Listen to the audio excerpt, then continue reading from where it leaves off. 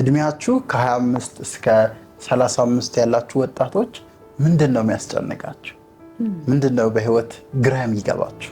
በጣም ብዙ ነገሮች ላነሳ እንችላለን አይደል? በጣም ብዙ ነገሮች፣ ምክንያቱም ከባድ እድሜ ነው አይደል? በጣም ማለት የሆነ ነገርን ወስነክ ሙሉ ለሙሉ ያልገባህበትም ወይ ከትምህርት ምናምን ጨርሰ ትራንዚት እያደረግክ ነው። ሪሌሽንሺፕክ ወይ እንዲቋጭ ትፈልጋለህ፣ ትዳር መመስረት ታስባለህ፣ ቤተሰብ ደግሞ ያለው ጫና አለ ምናምን። ሙሉ ለሙሉ የራስን ህይወት አልጀመርክም። ከቤተሰብ ጋርም የሆነ ያላለቀ ነገር አለ። ብቻ ግራም ያጋባ የእድሜ ክፍል ነው።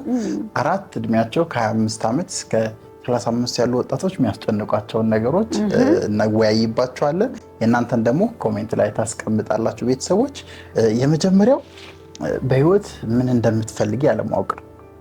ይሄ የህይወት ትልቁ ጥያቄ ነው ብዬ አስባለሁ። ከዛ አሁን ቅድም እንዳልሽው ከትምህርት ቤት ምናምን ዩኒቨርሲቲ ምናምን የገባሽ ሰው ከሆንሽ እየተላቀቅሽ ነው። በልጅነትሽ ደግሞ እንዲህ መሆን ፈልጋለሁ ህልሜ ይሄ ነው ምናምን የምትያቸው ነገሮች እውነት ናቸው ምናምን ያለሽ በጣም ማለት እና እንዴት ነው ወደ መሬት የምታወርደው ምናምን የሚለውንም ሙሉ ለሙሉ ፊገር አውት የምታረግበት አይነት እድሜ አይደለም። ካይንድ ኦፍ በቃ መሀል ላይ ነው። ብቻ ያወዛግብሻል ብዙ ነገር። ለምሳሌ የሆነ ሙያ ነው መሆን ፈልገው የሆነ እንዲህ አይነት ኢንጂነር ብለሽ መተሻል፣ ዶክተር፣ ነጋዴ ብለሽ መተሻል። ከዛ ሪል ወርልድ ላይ ፍጥጥ ስቲ ነገሮች ከባድ ናቸው ምናምን። በዛም አለ በዚህ በ25 ከ35 ያለው እድሜ ውስጥ ምን እንደምንፈልግ ለመወሰን ከባድ ነው። ቻሌንጅ ያደርጉናል። የቤተሰብ ተጽዕኖም ይኖራል። ምንም ጥያቄ የለውም። ሲጀመር ቤተሰብም ደግሞ ስቲል ልጅ ነክ ብሎ የሚያስብበት አይነት እድሜ ነው። ላይክ ወይ እርሊ ሙሉ ለሙሉ ጥሎ ያልወጣ ሰው ካልሆነ በስተቀር በዚህ እድሜ በቃ ኦልሞስት የራስክን ነገር እንድትጀምር ያበረታታሉ። ግን ደግሞ የነሱ የሚያስቡልህ ነገር ደግሞ እንዳለ እንዲሆን ይፈልጋሉ። እና ላይክ ሰምባዲ ተምሮ ኢንጂነር ከሆነ በቃ በዛ ሙያው እንዲቀጥልበት ይፈልጋሉ። ዶክተር ከሆነ something like that ማለት ነው። ስለዚህ ቤተሰቦች እድሜያችሁ ከ25 ከ35 ከሆነ በህይወት ምን እንደምትፈልጉ ፊገር አውት አደርጋችኋለሁ። ፊገር አውት ያደረጉ ሰዎች እድለኛ ናቸው።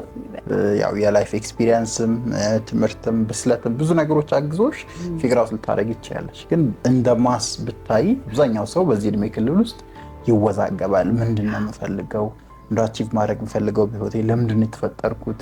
እና እንደዚህ ጥያቄዎች ይሄንን ልማር ያንን ልማር በየትኛው ልቀጥል የሚለው ብዙ ጥያቄዎች ይኖራሉ። ማስተርስ ልያዝ ወይስ ቢዝነስ የራሴን ትንሽ ልጀምር?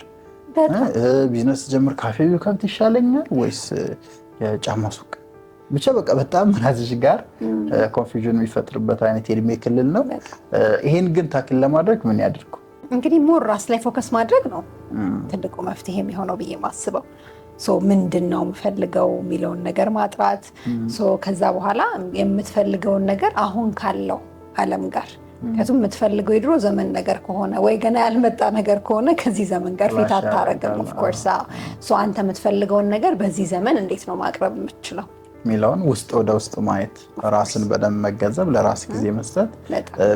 ከዛ በተጨማሪ ደግሞ አንዳንድ ህይወት በራሷ ደግሞ የምትመልሳቸው መልሶች አሉ። አንቺ ስላሰብሽ አንቺ ስለተጨናነቅሽ ምናምን ፊገር አውት አታረጊያቸውም። ጊዜና ህይወት የምትፈልጉትን ለእናንተ ራይት የሆነውን ትክክል የሆነውን ነገር ከፈጣሪ ጋር ሆኖ ይሰጧቸዋል። እና ብዙ ስትረስ አውት አለመሆን በዚህ ጊዜ ውስጥ በዚህ እድሜ ክልል ውስጥ የግድ ፊገር አውት ማድረግ አለብኝ ወደሚለው ነገር ሳይሆን ፊገር አውት ቢደረግ ጥሩ ነው። ከዛ ውጭ ግን በስራ በኤክስፒሪየንስ በጊዜ ውስጥ የምትፈልጉትን ነገር ማወቅ ስለምትችሉ ስፔሻሊ በመሞከር ውስጥ ፕራክቲስ በማድረግ ውስጥ ያ ላይ ይሄ ላይ ፌል እያደረግሽ የተሻለውን ፊገር አውት የምታደርጊበት መንገድ ስለሚመጣ እድሜም ጊዜም ስለሚመልሰው ብዙ ስትረስ አውት አለማድረግ ግን ነገሮችን መሞከር ኤክስፒሪየንስ የምናደርግበት የእድሜ ክልል ቢሆን እና ከዛ ውስጥ የሚያወጣንን የሚሆነንን ከኛ ማንነት ጋር የሚሄደውን መለየት ይሆናል መፍትሄው። ወደ ሁለተኛው ሀሳብ እንምጣ። ምንድነው ከ25 እስከ 35 ያሉ ሰዎች የሚያሳስባቸው የሚጨቃቸው ነገር? ሁለተኛው ደግሞ ከ25 እስከ 35 እድሜ ክልል ላይ ያለን ሰዎች የሚያሳስበንና የሚያስጨንቀን ነገር ደግሞ ላይክ በኢንቫይሮንመንታችን ኢንፍሉዌንስ መሆን። ለምሳሌ አንባቢ ጓደኞቻችን ጋር ስንሆን ወደ ንባብ በጣም ማድላት አይደል? ኳስ ተጫዋች ጓደኛችን ሲመጣ እንዴ በኳስ ነው እኔም ውጤታማ ሆኖ ብሎ ማሰብ። ስፔሻሊ ከውጤታማነት አንፃር ነው በኢንቫይሮንመንት ኢንፍሉዌንስ የሚደረገው። የእድሜ ክልል ቅድም እንዳልነው ውዝግብ ውስጥ ነን። ወይ ትምህርት ጨርሰን ሙያ ልንይዝ ነው፣ ወይ የራሳችንን ቢዝነስ ወይ ተቀጥረን የሆነ አመት ልንሰራ ነው። እና ኢንቫይሮንመንታችንን እናያለን። የሆነ በኮዲንግ ውጤታማ የሆነ ጓደኛ ካየ ነው ኧረ ጉዴ ነው ኮዲንግ ልማር መሰለኝ ምናምን ያለሽ እና በዛው ውስጥ ያንቺን ማንነት ታጫለሽ፣ ቅርጽሽን ታጫለሽ፣ ቫልዩ የምታረጋቸውን እንደዛ አይነት ጓደኛ የለሽ? አለኝ በጣም አክቹሊ እኔም የሆነ ሰዓት እንደዛ አይነት ነገር ውስጥ እንደነበርኩ አስታውሳለሁኝ። እና ላይክ አንድ ጓደኛ ነበረችኝ በጣም ታነባለች፣ እኔ ከእሷ ጋር በጣም አንባቢ መሆን እፈልጋለሁ። አንድ ደግሞ ሌላ ጓደኛ አለችኝ ኤርላይንስ ምናምን አካባቢ መስራት የምትፈልግ ጓደኛ ነበረችኝ። እሷ እዛ ሄዳ ፈተና ትፈተናለች ምናምን፣ ሰው አብሬያት ሄጄ ፈተና እፈተናለሁ ምናምን እና ኤርላይንስ ድረስ ሲሪየስሊ በእውነት ሄጄ አብሬ ፈተና ተፈትኜ ምናምን ላይክ እኔ ያልተፈተንኩም ውጭ ቆሜ እጠብቃታለሁ። ግን በቃ ነገ ከነገ ወዲያ እንደምመዘገብ ሪስኬጁል አደርጋለሁኝ እና በቃ ኮንፊውዝድ በቃ ምክንያቱም እኔ ግቢ ተማሪ ነኝ፣ ከዛ ደግሞ እዚህ ጋር ደግሞ ኤርላይንስ ለመማር አስባለሁኝ። ሁለት አይነት ነገር ኢንቫይሮንመንት በጣም ኢንፍሉዌንስ ያደርግሻል፣ ስፔሻሊ በዚህ እድሜ ክልል። ለምን በጣም በቃ ሰክሰስን የምትጓጉለት ውጤታማ መሆን፣ ገንዘብ ማግኘት፣ ዝነኛ መሆን፣ ብቻ በጣም ብዙ ነገሮችን በህይወት መሰረት የምትይበት የእድሜ ክልል ነው። ስለዚህ በሆነ ዘርፍ ላይ የሆነን ሰው ውጤታማ ሆኖ ስታይ ወይኔ እኔም በዚያም ከሰራው ነው ውጤታማ ሆኖ ብለሽ ታስቢያለሽ። የሆነ ሰው ነግዶ እኮ የሱቅ ሰፈር ውስጥ ከፍቶ ውጤታማ ከሆነ በቃ እኔም ከጎኑ የሆነ ሱቅ ከፍቼ ነው እንጂ ውጤታማ መሆኑ አሁን ቢያስኩት ነገር ትልቅ ቦታ አልደርስም ማለት ነው የሚል ጥርጣሬ ፍርሃትም ውስጥሽ ይመጣልና መቀያየር፣ ቅርጽ ማጣት ይኖራል እና ይሄንም ማስተካከል ይጠበቅብናል። እንዴት እናስተካክለው እስቲ? ወደኋላ ያስቀራል እኮ አሁን እዚህ ጋር እዛ ጋር እንዴት ነው 10 ያባረረ አንድ አይዝም አይነት ነገር ነው የሚሆነው። አንድ አይዝም አይነት ነገር ነው የሚሆነውና እንግዲህ ሞር ፎከስ ማድረግ ያለብን ኢንቫይሮንመንቱ ላይ ሳይሆን እኛ ላይ ነው ዲፔንድ ማድረግ ያለበት። ያለንበት ነገር የምንፈልገው ነገር ስፔሻሊ ፊገር አውት ማድረግ ለመጀመሪያው መልስ መስጠት፣ ከራስ ጋር መሆን፣ ከዛ በተጨማሪ ደግሞ ሰርክላችንን ሊሚት ማድረግ። ለምሳሌ ጓደኞቻችንን አለማብዛት፣ ሴሌክቲቭ መሆን አይ ቲንክ ያግዘናል ብዬ አስባለሁ። ምክንያቱም 10-15 ሰው ጋር የምትገናኝ ከሆንሽ እያንዳንዱ ዲፈረንት የላይፍ ፐርስፔክቲቭ የላይፍ ጆርኒ ነው ያለው። እያንዳንዱን ሄደሽ ለመምሰል ብትሞክሪ ከሆነ ከባድ ነው። ምናልባት ግን ሰርክልሽ ኢንፍሉዌንስ የሚያደርግሽ ሰርክል ጠባብ ከሆነና ሴሌክቲቭ ከሆንሽ አይ ቲንክ በዛ ውስጥ ለአንቺ የሚሆንን ነገር ታገኛለች። በነገራችን ላይ ከሰዎች ብዙ ነገሮች እንማራለን። ከውድቀታቸውም፣ ከስኬታቸውም፣ ከአዋዋላቸው፣ ከንባባቸው፣ ከንግግራቸው ብዙ ነገር ከጓደኞች ከኤንቫይሮንመንት ነው የምንማረው እና ያንም ላለማጣት ኢንቫይሮንመንታችንን ሰርክላችንን መጠነኛ ማድረግ አይ ቲንክ ይሄን የጭንቀት ጊዜ በትንሽም ቢሆን ያስታግስልናል ብዬ አስባለሁ። ሶስተኛው ከ25 እስከ 35 ዓመት ያሉ ወጣቶች የሚያሳስባቸው የሚያስጨንቃቸው ነገር ከራስ ጋር መሆን፣ ከራስ ጋር ማውራት፣ ራስን ማድመጥ። ወይ በጣም እኮ ቤዚኩ ፓርት እኮ ነው። ቤዚኩ የህይወት ፓርት ነው፣ ግን አእምሯችን ሊበላና በጣም ምን ይልሻል ያንቺ? እስቲ ብዙ ነገር አላረግሽም ይለኛል። በጣም ወደኋላ ቀርተሻል፣ ብዙ ነገር ማድረግ ነበረብሽ ይለኛል። በቃ ያን ድምፅ ስለምሰሚ ከራስሽ ጋር ታይም ወስደሽ ማውራት፣ ውጤቴ እንደዚህ ነው፣ የት እየሄድኩ ነው ምናምን የሚሉ ነገሮች ያስፈሩሻል በጣም። ስለዚህ በተቻለ አቅም መሸሽ፣ በቃ ቤት በኩል ላምልጥ ነው ድምፅ ስላለ መስማት። ሄዴ ነው እዚህ ስልጠናዎች ላይ የማካፈላለሁ። አንዳንዴ ሰዎች ቤት ቁጭ ብለው ከስራ ከምናምን ገብተው ቤታቸው ቀጥታ ቁጭ ብለው ከራሳቸው ጋር ማውራት ሳይሆን የሚታያቸው በቃ ሪሞት ፍለጋ ነው። ቲቪ የቱ ጋር ነች?